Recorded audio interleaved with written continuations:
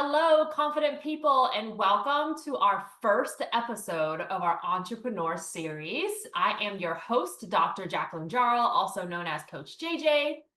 In this series, I invite entrepreneurs from all walks of life to share their unique journeys. My goal is to challenge the traditional ways we think about work, money, and freedom, and to provide inspiration for you to regain your power and design a life you love.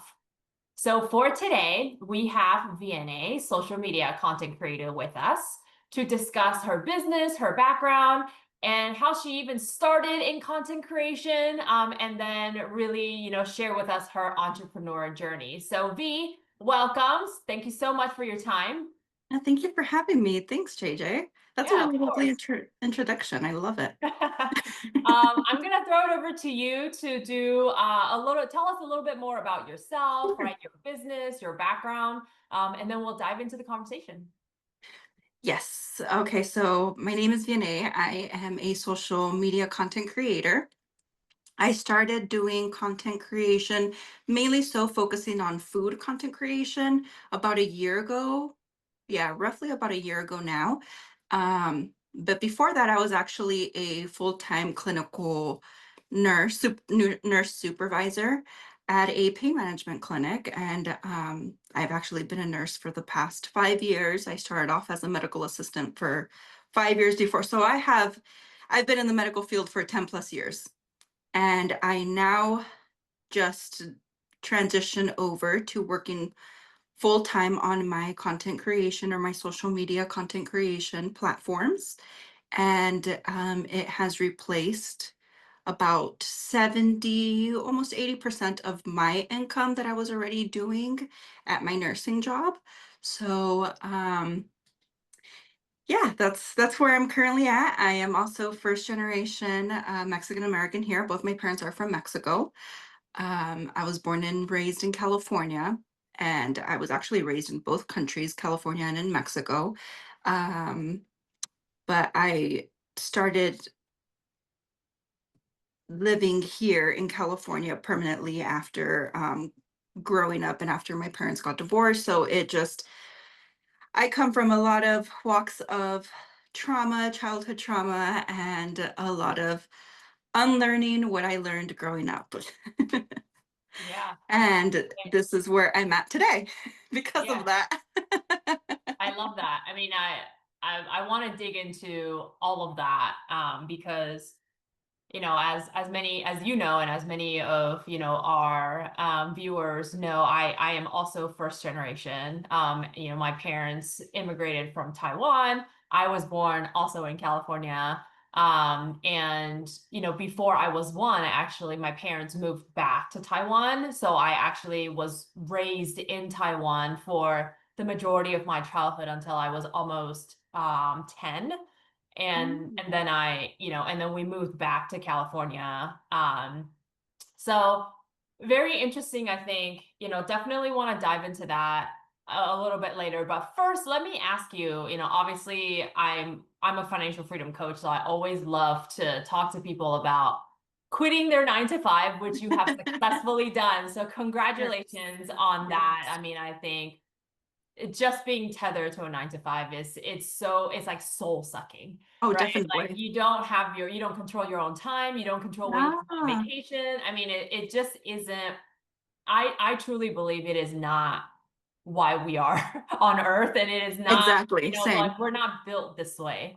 But I want to ask you, and maybe learn from you a little bit, like, when did you decide that you're like, okay, this is when I can quit my 9 to 5? Like, did you have certain criteria that you set for yourself, or was it just like a feeling, or was it like, hey, you know what, the money that I'm getting, from the social media, like, is enough to cover my expenses, and I know that I'm gonna grow, from there? Because I think a lot of people, and even when I quit my 9 to 5, and this was back in June, right? So fairly recent. I still, like, even though I had all the passive income and the retirement, and I even like went to a financial planner and had her map out everything just to make sure that, like, obviously I have my own calculations, but who knows if my calculations are correct, So I even went, out to a third party and had them model it out and make sure that I wasn't going to run out of money in retirement, right? And all of that.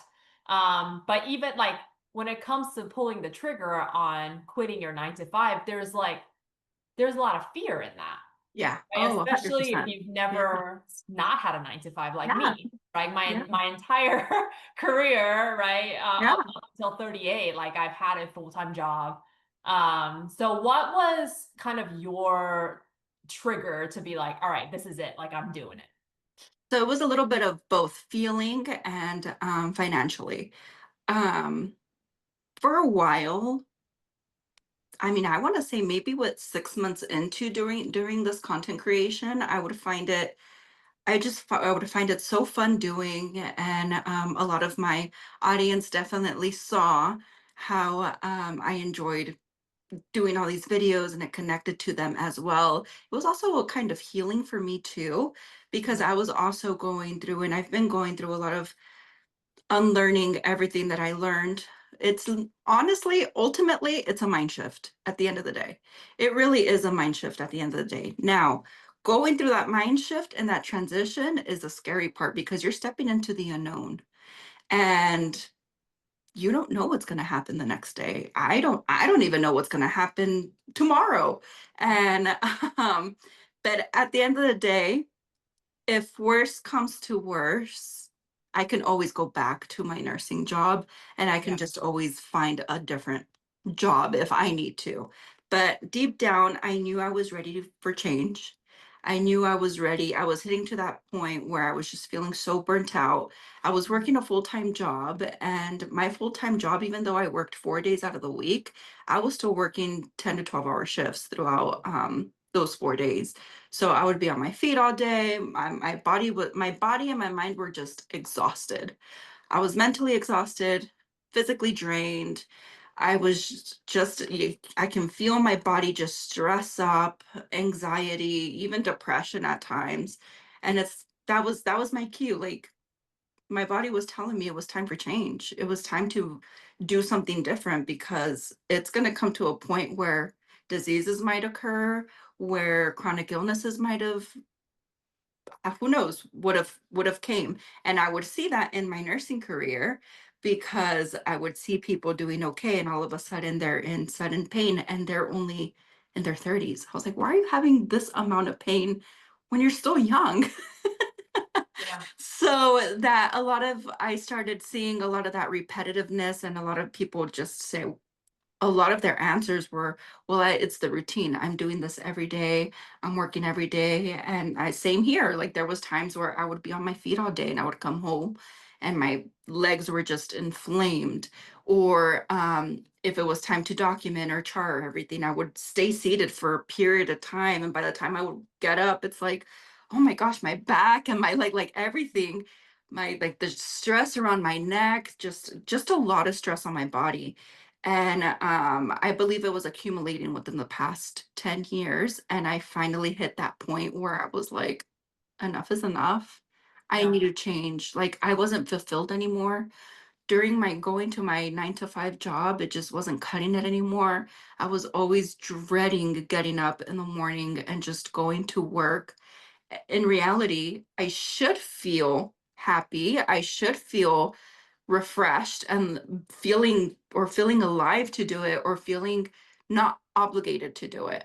And so at the same time, yes, financially I waited maybe within the year until all of these collaborations started kicking in. Yeah. And even though I have not replaced completely fully my full income, it's enough to cover my bills, and it's enough to live somewhat of a comfortable life. Yeah. I know later on it's gonna grow more. And it's just that internal feeling where I can breathe now. Yes, And definitely. it's like, okay, now it's time to take care of my body and take care of my health. And what I tell a lot of people is, if you don't know what your purpose in life, or what you want to do, or if you want to go into social media, it's focus on your health. Like, what does your body tells you what it needs. Your Mhm. body and your mind will tell you what you need to do. But of course, our ego tends to be a little overpowering and be like, no, we need to be safe, we need to be comfortable. But in reality, you're not going or growing anywhere in comfortability. In Yeah. order for you to grow, you have to get out of your comfort zone and you have to take a risk sometimes. And even though deep down, and I feel this deep down, I know I'm going to be successful. I know my business is going to grow, my social media following is going to grow. Um, I know I'm going to get a lot more collaborations. I know it deep down, but of course, there's times where some of that doubt or some of that ego comes in and that imposter syndrome comes in. And it's like, what am I doing? Am I really doing this? Like, why? I look ridiculous. What? Oh my gosh, this is so embarrassing. Like, it's just, I can get in my mind. And that's when I know it's like, no, I need to breathe, relax. Everything's going to be okay. And I agree with you what you said. We weren't built to do a 9 to 5. We honestly, now that I've been transitioning, we weren't. We were definitely, I'm pretty sure God was like, no. Right.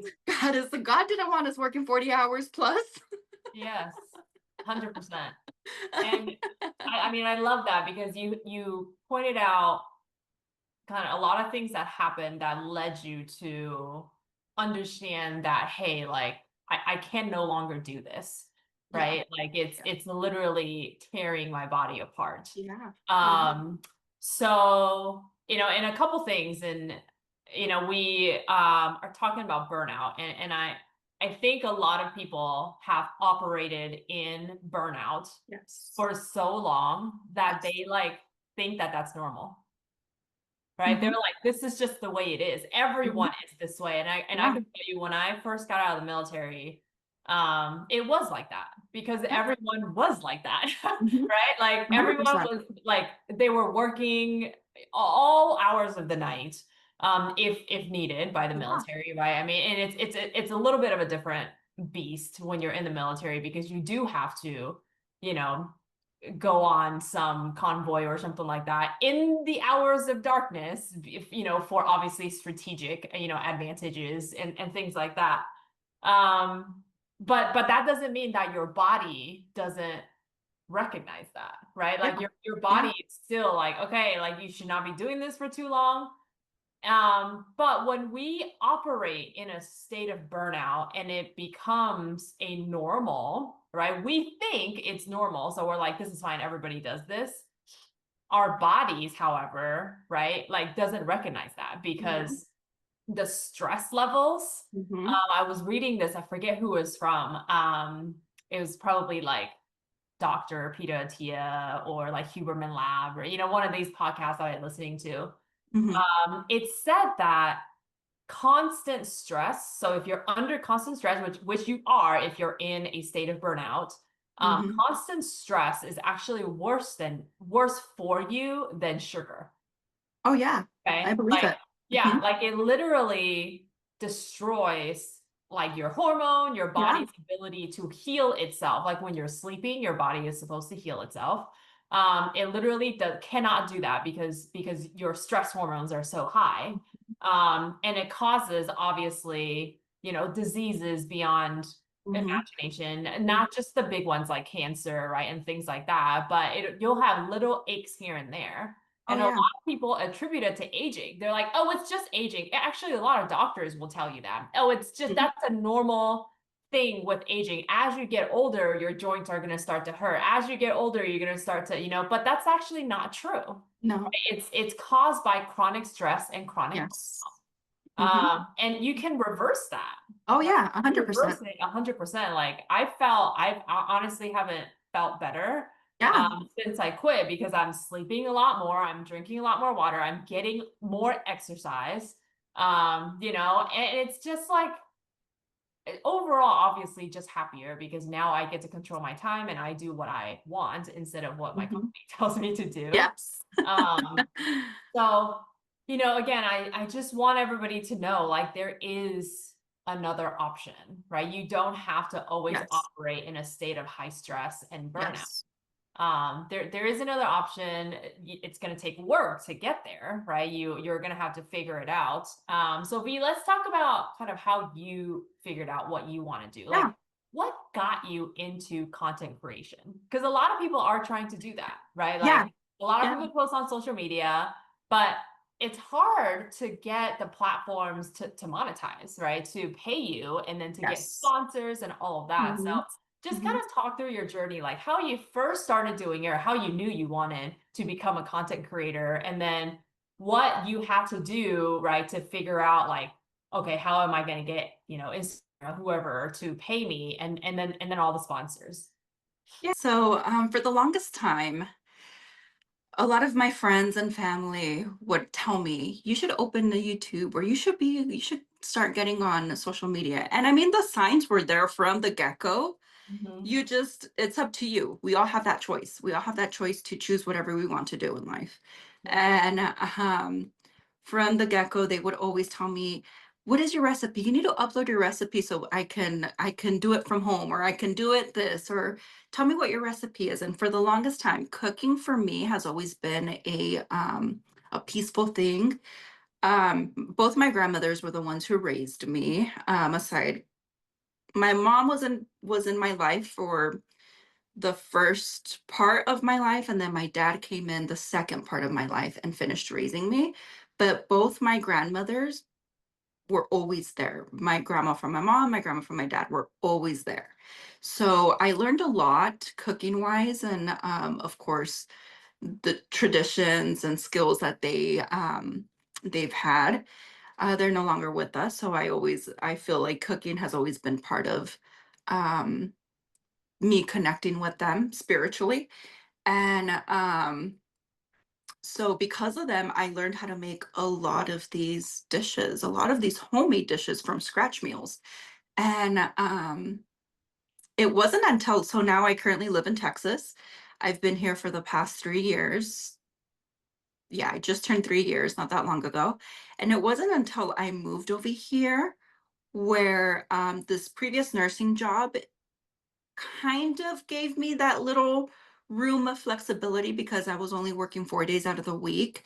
And I would see a lot of these people on social media, and it's like, gosh, I can do all of that. I can do it. And it started getting into my head. It's like, I know how to make this, I know how to do that.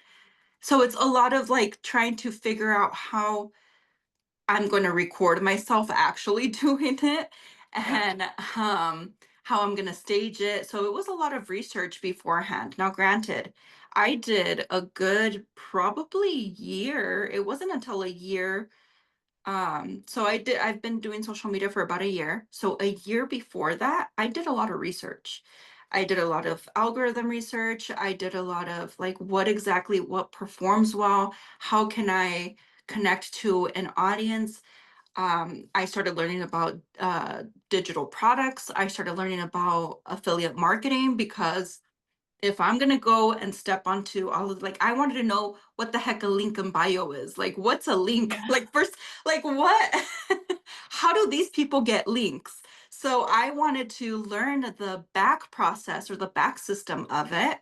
And because I knew somehow I just knew that once I started stepping into social media, I was going to get people reach out to me and either offer me products or send me PR packages or something. Like something, I want to say it was God, maybe it was some type of a higher source, the universe, something deep down just kept telling me to do it and to do it and to do it. So I'm like, okay, I don't even know what I'm gonna do, but here we go. So I just started uploading some random recipes. My first video, I think, got like 2,000 views. And I was like, holy crap. Like for me, that was a lot because I Yeah. was like, I'm I was only posting for family and friends on my personal social media. Let me see what I do with my with a content creation. And so then I notified a lot of my family and my friends and saying, hey, by the way, I'm starting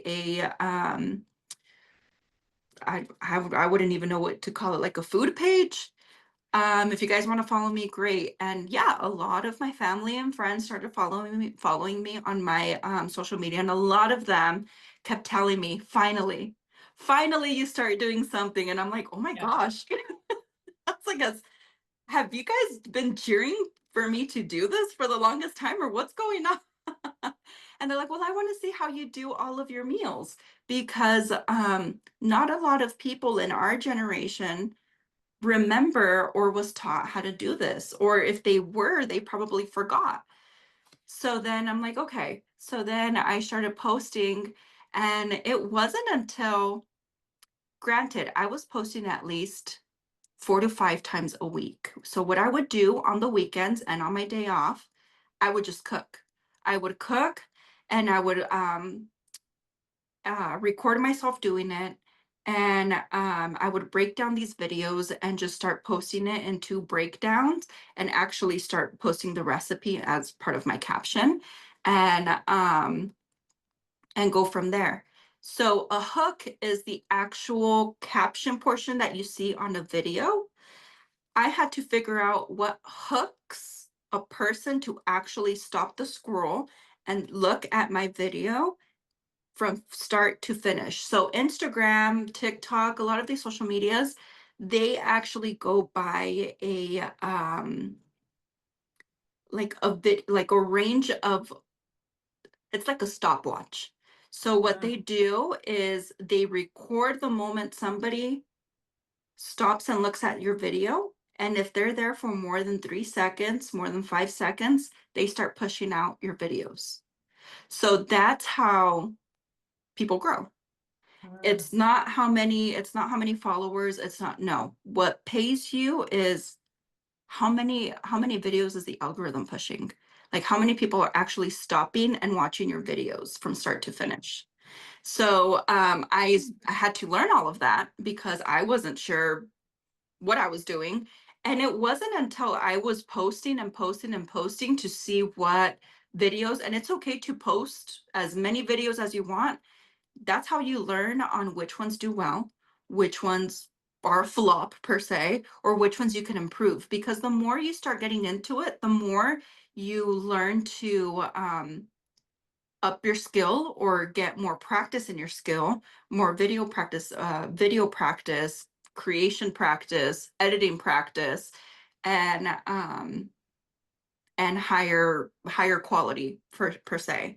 My very first videos were not high quality. Were not, they were like, you can tell they were experimental videos. But somehow I was being myself. Well, actually, yes. No, I was being myself. I was being authentic. And ultimately, what I noticed now is social media wants authenticity than a copier, or somebody who just Oh, copies. yeah, we lost your audio. Oh, can you hear me now?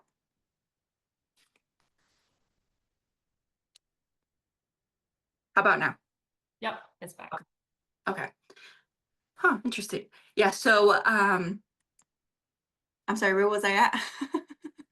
You're saying social media, like the about the algorithms and all of that. Oh, yes. So I I ended up learning like what hooks are and what actually hooks a person. And it's the more relatable, the more authentic you are, the more the algorithm is going to push out your content. So what I started doing is posting these random videos to see what worked, what didn't work. And it wasn't until I started getting, again, I was getting these imposter syndrome and these, what the heck am I doing? Why am I doing this? Like I was just getting in my head a lot. And it's like, no, like I'm just gonna keep posting. I'm not gonna think about it. I'm just gonna post and we'll see what happens. Mhm. And so I was trying to get new ideas because I felt like I wasn't really advancing. Granted, I was also getting a lot of followers left and right, but I didn't really feel connected to my audience. And it wasn't until I started posting about my struggle meals. Like these are the meals I grew up with because we didn't have money growing up. I mean, we were trying to feed so many mouths with so little money. Mhm. And so many people related to that. So I started posting a lot of my struggle meals, and that's when I started getting views up to millions of views, and much more followers, and a lot of people actually messaging me or commenting, stating that they went through the same thing as well, like somebody finally who can relate to what we went through when we were growing up. Like, these are the same exact meals we grew up with, and it's all sim- the most simplest meals you can think of. And then I started thinking, wow, like, honestly, there's a lot of cooking pages out there, but a lot of them have a lot of steps, have a lot of ingredients, and most of them probably take a while for it to get done. It's like, what happened to just the simplicity of food? Like, Mhm. what, like, yes, the fusions and the mixing and the twists and stuff are great, but let's take it back to the basics. So then that got me thinking even more. And oh my gosh, that motivated me so much more to keep. I knew from there on, I'm like, oh my gosh, I have so many recipes that I grew up with that my grandmothers were the ones who taught me.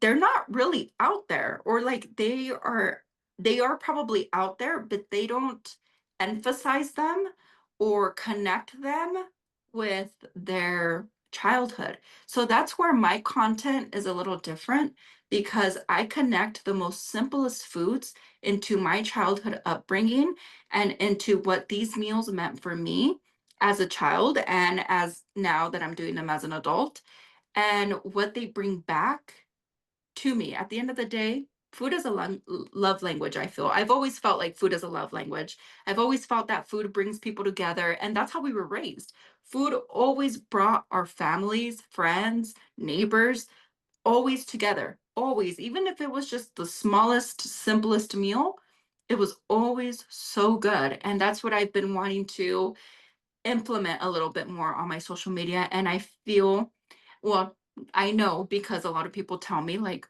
wow, your page reminds me of my childhood.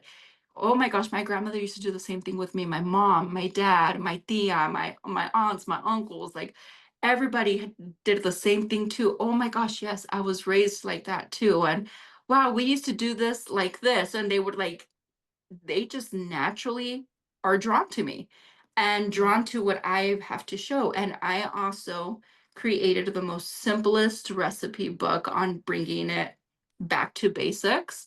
And they're all homemade from scratch meals. And Yeah. they're the most simplest meals.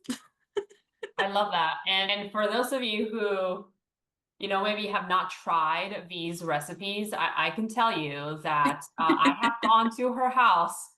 I've had her food and it is amazing. It beats out any Tex-Mex, Cali-Mex, whatever Mex restaurant you've been to. It is so, so very good. And I love the fact that's like it's so simple, right? Yeah. Maybe Yeah. like two or three ingredients. Yeah. And it honestly, like it is definitely better than all of the restaurant, Yeah. food that I have tasted.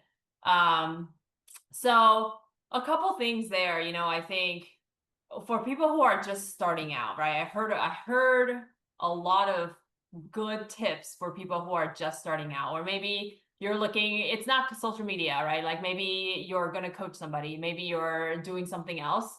But I think the first and foremost, the key is to not be scared, Yeah. right? To just try it.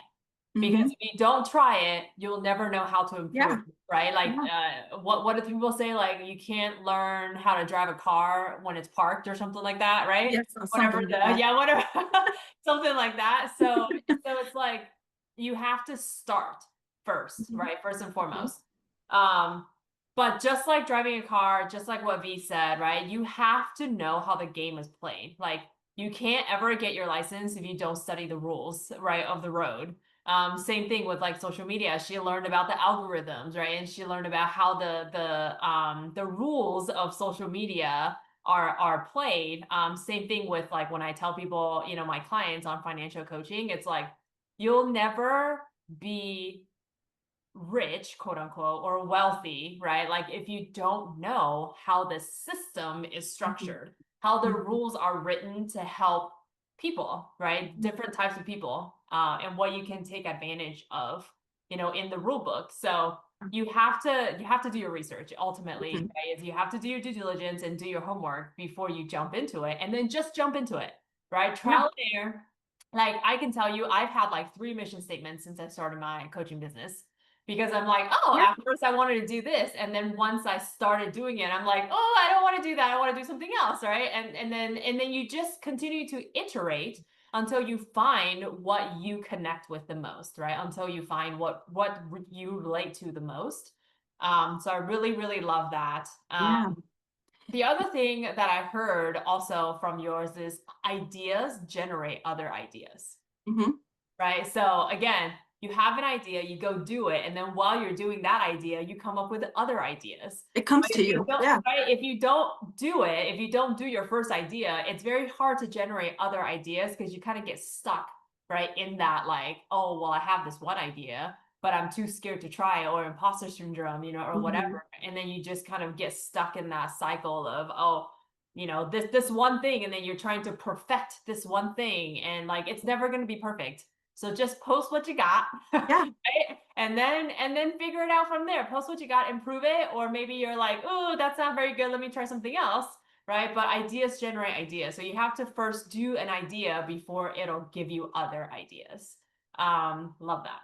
Yeah. I also want to add too, if I've even though I did the research prior, you can also do it if you really want to start social media. The most important thing is to start. Just start. Yeah. You can always continue doing your research. You can always continue trialing your videos, trialing whatever it is you want to trial. And once you get that click, because honestly, it comes to you. It really does come to you.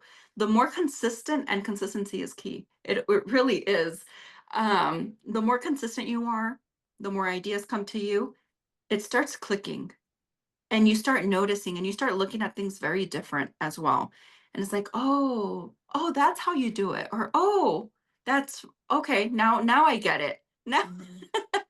so it really you'll get like that aha moment, or like that light bulb on top of your head once you Yep. start doing different ways, or even just trialing and error it. But just be consistent about it, and you're gonna grow. It might take you a little bit longer, but ultimately being consistent is what matters, and being yourself, being your authentic self always will always push out your videos on the algorithm. Like, somehow the algorithm knows when you're being fake.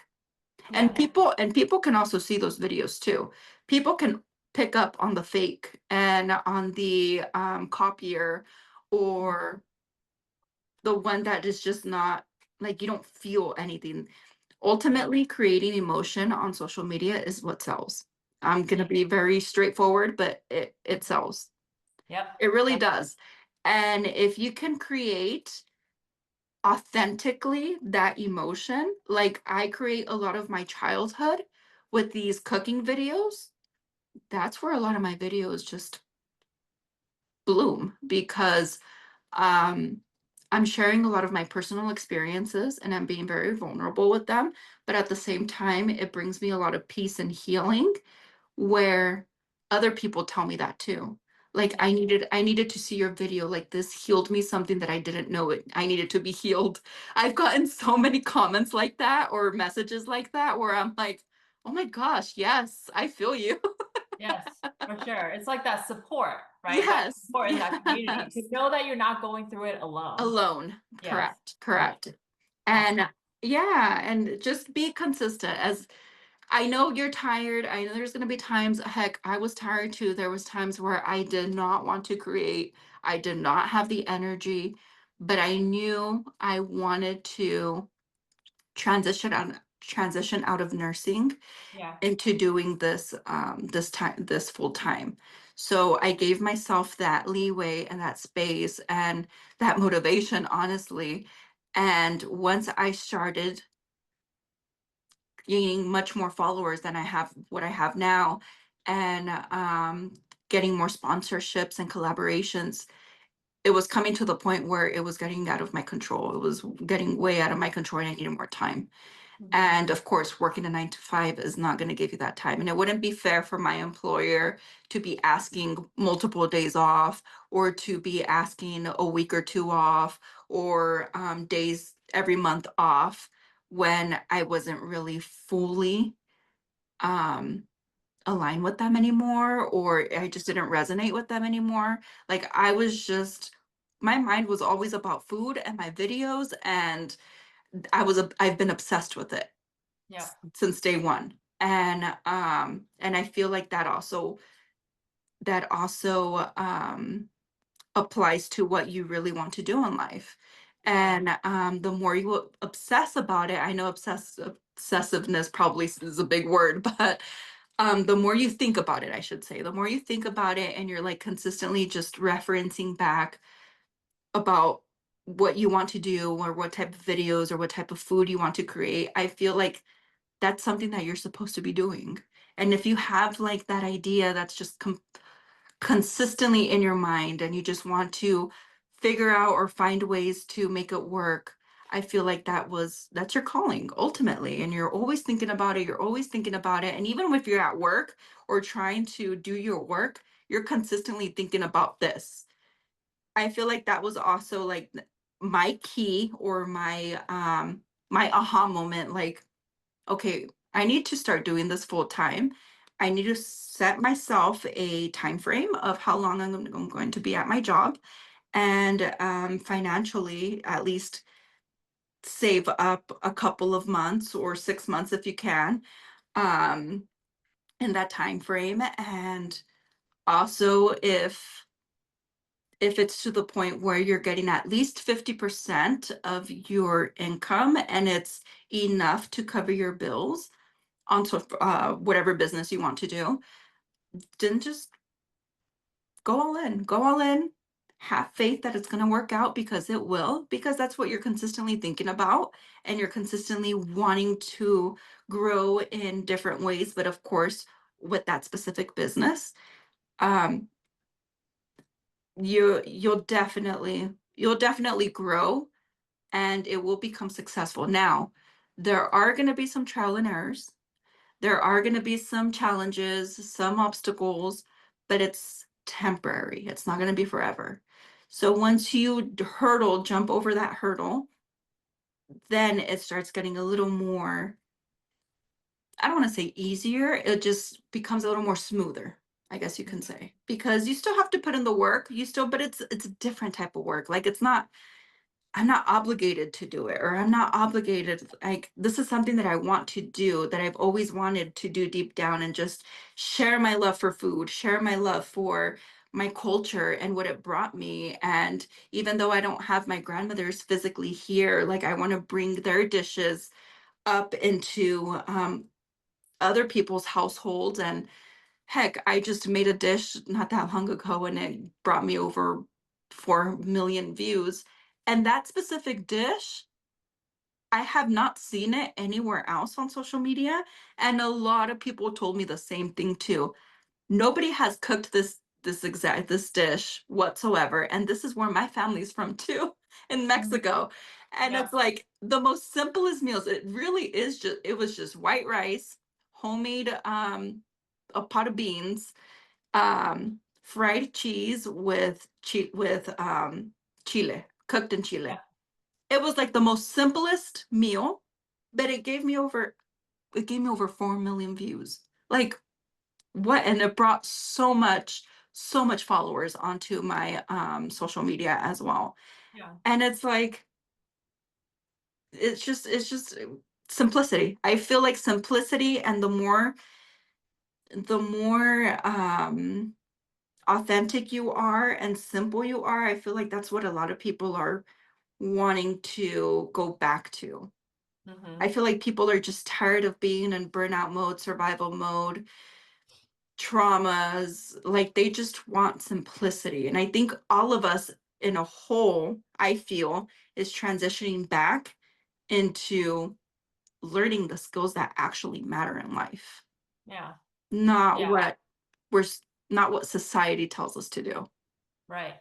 I mean, I love that, and I want to talk a little bit about before we wrap. I want to talk a little bit about kind of that first generation raising, right? First Yeah. generation upbringing. Yeah. So, you're first generation Yes. Mexican American, I'm first generation Asian American, and like we had very, very different upbringings, Yeah. culture wise, but I think Right. there were so many similarities as Mm-hmm. well, like, Mm-hmm. how our parents expected children to be. It was always about getting a steady paycheck. It was Yeah. never about starting your own business because that's too risky. Oh yeah. And for me, I don't know if this was for you, but obviously I come from a very traditional Asian household. And it was always like your job as a female is to get married and have children. Like that Yeah. was Mhm. that was what I was told. So literally for the longest time when I was a child, like I wanted to be a housewife.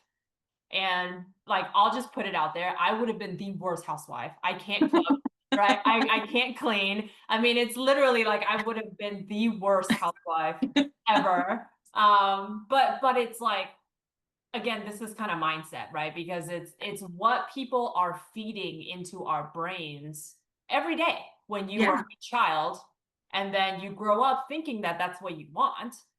And then after the whole housewife thing, it was like doctor, lawyer, engineer, right? Those were the only three roles that is available to you, based off of this, outside of this household. So it was like those three roles. And then of course I chose the military route, going to West Point and everything. And it was like I think my parents were like, oh, okay, we never thought of that.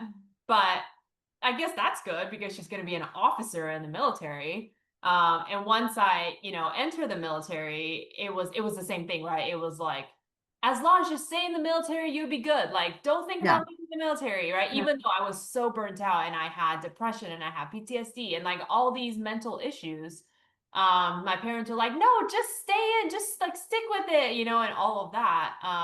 Yeah. So maybe you can share a little bit about kind of your, first gen, culture, first gen raising and things like that. And just like, what are some of the things that you've had to change your mindset on, based on what you were taught when you were little and then what you discovered when you were an adult? Yeah, so it was kind of, I feel like we were kind of different growing up because both my parents, before my parents got divorced, of course, it was the females would do everything. My mom would get up 3, 4 in the morning to cook my dad's breakfast and lunch so he can take to work.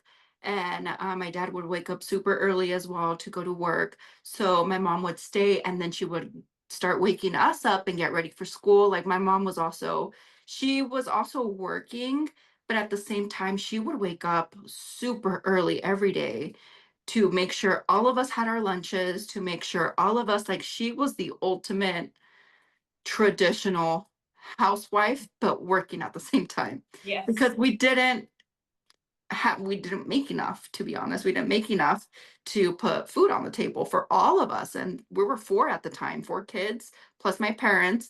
And my grandparents would come along too. Other family members would come along too. So of course to feed those other people as well, because we always had people over the house. Always. And it wasn't until they got divorced it changed. It changed because my dad and my mom were the first ones in their families to get divorced. Hmm. And everybody, I felt like nobody knew how to approach us because they didn't want to, they probably felt uncomfortable or they didn't want to put us in a position where they didn't want any more problems. So a lot of my family just started like kind of going away from us because we were the divorced family. And but yeah, both my grandmothers, regardless of what happened, they were always there. They were always there from the beginning to the end, until their end, I should say. And so when it was time for my mom to go to work, she would drop us off at my grandmother's house. She was the one who would essentially feed us breakfast at times. She would take us to school, pick us up from school, feed us after school, and then my mom would get off work at 5. She would come and pick us up at 5:30, and then my mom would do whatever she needed to do to get us in bed and do it all over again. And she did this until I was 14, and I started living with my dad at 14. And now with my dad, it was a little different because he was still, my mom, she was in that rat race too of working a 9 to 5. Mhm. If it wasn't for my grandmothers, I mean, I wouldn't have known where we would end up, to be honest. And they were the ones who practically raised us because our parents were only with us for a very short period of time. Yeah. And but my grandmothers were always there. So with my grandmothers, they were the ones who, you need to learn how to cook, you need to learn how to clean, you need to learn how to take care of a household, because one day you're going to get married and God forbid you don't know how to do anything. Like me. My grandma would always tell us that. This was my mom's mom. She would always tell us, I don't want any of my granddaughters not knowing what to do, not knowing how to wash dishes, not knowing how to cook and clean and do laundry and serve your husband and serve this, serve that. You have to learn because one day you're going to get married and I don't want you not knowing how to do all of this because you're learning from me. She would always tell us that in Spanish, of course. And she would have us get ready super early. We would have to get up super early, get ready, get dressed, and look clean, look put well together, and still had to do the household, how to do like chores, how to do. She didn't want us to go to sleep super, or didn't believe in sleeping in, I guess you can say. Mm, She's she grew up, both my grandmothers, well, actually, my mom's mom was the more strict one. My dad's mom was the more loving, carefree one. And so my strict grandmother taught me everything that I know about household stuff because she didn't want any of her granddaughters not knowing how to do any of this. But she also, her, my mom also gave me that OCD and anxiety if things are not clean. mm, And if, or that relax, always being on survival mode, like always just moving and moving and moving and moving. I completely changed that ever since I moved over here. My grandmother on my dad's side of the family, she was more of the carefree, like go play, go be children. But I was always in the kitchen. I was always in the kitchen with her because I wanted to see what's going on. So with me, even though we were expected to go finish high school, and if you didn't want to go to college, you had to go work because it was one or the other. mhm. If but if you didn't have money to go to college, then I'm sorry, you can't go to school. You're gonna have to go to work. Yeah. So I had to figure out a way to continue my education because I wanted to continue my education because I seen how broke we were always poor. We were always broke. And there was times where we didn't even know how we were going to put food on the table. And so I remember I mean, I started working at 14, 15. I started cleaning my uncle. My uncle had a construction company at the time. He let me work with him, either cleaning, organizing his office, organizing, he taught me how to use QuickBooks. He taught me how to use like data analysis and stuff. So at Mm, 14, 15, I was already figuring all of this out because I needed to help my dad put food on the table because he wasn't making enough to pay the bills and to even just have food. So it was either the bills or food. So my brother ended up dropping out of college, getting a second job. I ended up working during high school and then continue working after high school, going to college and taking classes because I knew I wanted to be in the medical field. I just didn't know what. So then I started becoming a medical assistant and I was still working full time and going to school part time. And it wasn't until I got into nursing school, I was still working 30 to 32 hours a week and going to school full time because I needed to pay my bills. I needed to pay my bills. And nobody else was going to help me. Nobody I didn't unfortunately didn't have the luxury to have my parents help me. My dad doesn't speak English. His English is very broken. So, and he doesn't know how to read or write in English. So I could not count. My mom, she was doing her own thing. I never really My mom and I had a fallout during my high school up until like my early mid 20s. And so I pretty much went into the unknown, didn't know anything better, didn't know anything else. All I knew was just work because we were instilled to work. So going to school, working, finally got my nursing degree, started becoming a nurse, worked a full-time job as a nurse and a second job as needed, like per diem job, because living in California was so freaking expensive.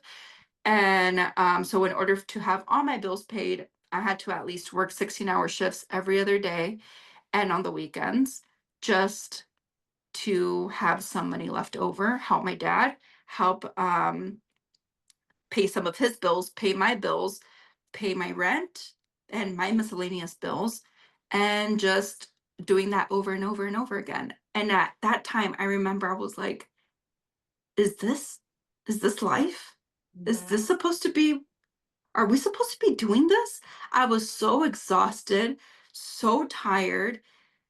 And then COVID happened. Oh my gosh, COVID happened, and it was just, we were working nonstop. And again, so exhausted and so tired. And I mean, the money that I was making, yeah, it was for the cost of living in California, it was okay, but it didn't really fulfill me. It's like I was making money, I was helping people, helping my family out, but I felt so like dead inside. And Yeah. it's like, okay, so if this is how life is supposed to be, I'm not liking this. And Yeah. then I have my family like, okay, so when are you gonna get married? When are you already getting older? What, so you're just gonna work? You're always working. And it's like, well, yeah, because I need to put food on the I need table. the money. Yeah. And Yeah. it's like, growing up poor, that was our poor mentality. Like, no, I need to work, so I can't be poor, so I can have food on the table. But it was now I look at it and it's like, it was never really about the money. It was Yeah. never really about the money. Like, we can change that mindset. We can honestly not live in survival mode anymore. Like, what? So it wasn't until I moved to Texas 3 years ago that I started fully doing my healing journey. Mhm. And I'm like, I'm away from my family. I'm away from the judgments, from the toxicity, from telling me what to do, because I was the biggest people pleaser you probably have met. Um, and their influence was gone. So I didn't really have much family here, and the family that I do have, they're not close in radius to me. So I literally moved here and it's like, okay, so who am I? Who am I? I was in my late 20, when I moved over here, I was 28, 29. And I was like, okay, so time to who myself is, figure out myself. And Yeah. I changed drastically. Drastically meaning I'm not following society's rules and expectations. I already done that and it didn't give me a safe place. On the contrary, it gave me more stress. It gave me more burnout. It gave me more anxiety, more depression. My hormones are imbalanced, and are because I have now this it explains why I would gain weight so much when I would hardly even eat. And it was my body was just telling me, you had enough, and it's time to change. Mhm. So I started listening to my body as of recently, and it's like, okay, I don't know what's going to happen. I don't know how we're going to get this through, but we are going to get through, and we're going to change everything. Granted, my family started talking and be like, oh, well, she started doing this, or she started doing that. And it's like, I'm to the point where I really don't care what people say. Like, people will talk when you're doing something, will talk when you're not doing something, and people will talk even if you're just still. Mhm. So it's like, regardless of where you go, people are always going to talk. Or Yeah. what you do, people are always going to talk. And if you learn to let that go, if you learn to block out the noise, even if it's family, even if it's friends. And I had just told my family and my friends probably the last year, you guys know where to find me. You guys know where I'm at. You guys have my phone number. If you guys want to be in my life, great. If you guys don't, I'm okay with it. I had to learn to become at peace with myself and learn to rewire myself, learn to love myself, and actually start putting myself first because I was done putting myself last. Yeah. I And love that. I love that. I mean, I just want to reiterate what you just said, right? Is I think too many, most of us actually, first generation or not first generation, right? You could have been here for, I don't know, 10th, 20th generation. But a lot of people get taught to please others. A lot of people, especially females, right? oh Like yeah, we're always taught to be the caregivers. We're always taught to take care of other people and their needs before our own. And I just want to let everybody know that it is okay to put yourself first. Okay. It is a must to put yourself yes, first. This is the whole like put your oxygen mask on before others. yes, Like yes. if you have nothing left, you can't take care of whoever. You No, can't take care of people, children, elders, right? Whatever it is. Like you have to take care of yourself first, and find your peace, right? And your passions really to be able to feed that fire in you. yeah, yeah, Like it's okay to do that. Okay. So if you're not currently doing that, I would encourage you, right, to just maybe take a day and just figure out like what are your passions? What would you like to do? If money was of no object, this is, what I always ask my clients when I first start with them. If money was of no object, how would you live your life? Right. And then we put plans in place to get ourselves there. But people do get stuck in the, oh, I need money mindset, yeah, right? And yeah. they just, instead of looking into the future, they're only thinking about how I'm going to put food on the table the next time around, right? Hmm. So Hmm. it's very short-sighted, Yeah, and that short-sightedness really doesn't set you up for success long term. Like you're literally like in your 20s, you're doing that. And if you continue to do that, you'll still be doing that in your 60s. And you would have no retirement savings. You're going to have to work pretty much until you die, yeah, unfortunately. yeah, And most likely you're going to leave your children or your heirs, whoever is going to get your estate, with some sort of debt, right? Most yeah. likely medical debt of some sort or a credit card debt, right? And things like that. So take care of yourself first, right? Take care of your own finances, and don't listen to other people. Just like V Yes, said, like they're gonna talk regardless of what you do, so you might as well do something that you like, right? exactly, Like exactly. they're gonna talk, and people are always gonna judge, they're always gonna provide their unsolicited opinions. Oh, 100%. Like, yeah, just do what you like. If you Yeah, like the opinion, great, take it, make some changes. If you don't like the opinion, just discard it, right? yeah. All right, V. So thanks so much for your time. I know we're over the hour, so I want to make sure that I'm respectful of your time. To wrap up, tell us where people can find you, like your social media posts, your recipe book. Where do we access these So wonderful you, things? yeah, so you can find me on all social platforms. I'm under VNA's Kitchen. Very simple, easy to find, and it's the same thing for TikTok, the same thing for YouTube, the same thing for Instagram and Facebook. It's all under VNA's Kitchen. Awesome. At Vieneyskitchen. Great. Thanks so much, V, for your time today. Thank you. Thank you. I appreciate it. It was a fun Yeah, talk. of course. And for our viewers, don't forget to subscribe and share with someone you love who can, help inspire them on their freedom journey, on their entrepreneur journey. And we will see you next time. Thanks so much, V. Thank you. Bye. Bye.